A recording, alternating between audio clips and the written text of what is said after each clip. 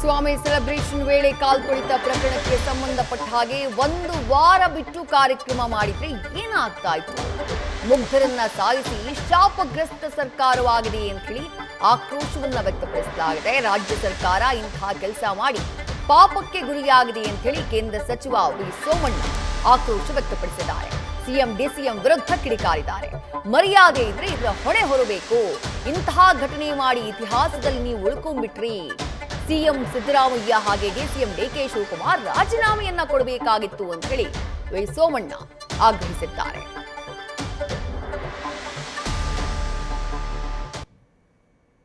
ಇದೊಂದು ಲಜ್ಜೆಗೇಡಿ ಸರ್ಕಾರ ಅಲ್ರಿ. 18 ವರ್ಷದಿಂದ ಅವನು ಹೋರಾಟ ಮಾಡ್ಕೊಂಡು ಬಂದು RCBನವರು ಏನೆಲ್ಲ ಮಾಡಿ ಯಾರಿಗೋ ಹೆಸರು ಬಂದ್ಬಿಡ್ತದೆ, ಏನೋ ಮಾಡೋಣ ಅಂತ ಅಂದ್ಬಿಟ್ಟು 1 ವಾರ ಬಿಟ್ಟು ಮಾಡಿದ್ರೆ ನಿಮ್ಗೆ ಏನಾಗ್ತಾ ಇತ್ತು? ಗಂಟು ಏನೇನು ಮಾಡಬಾರ್ದಾಗಿತ್ತು ಎಲ್ಲವನ್ನು ಕೂಡ ಮಾಡಿ ಆ ಪಾಪಕ್ಕೆ ಗುರಿಯಾಗಿದ್ದೀರಿ.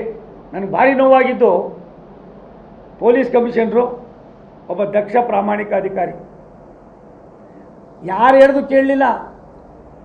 ನೀವು ಮಾಡಬೇಕಾಗಿದ್ದು ಸಿದ್ದರಾಮಯ್ಯನವ್ರಿಗೆ ಏನಾದ್ರು ನೈತಿಕತೆ ಇದ್ದರೆ ಅವ್ರು ಮಾಡಬೇಕಾಗಿತ್ತು, ಅವ್ರು ರಾಜೀನಾಮೆ ಕೊಡಬೇಕಾಗಿತ್ತು.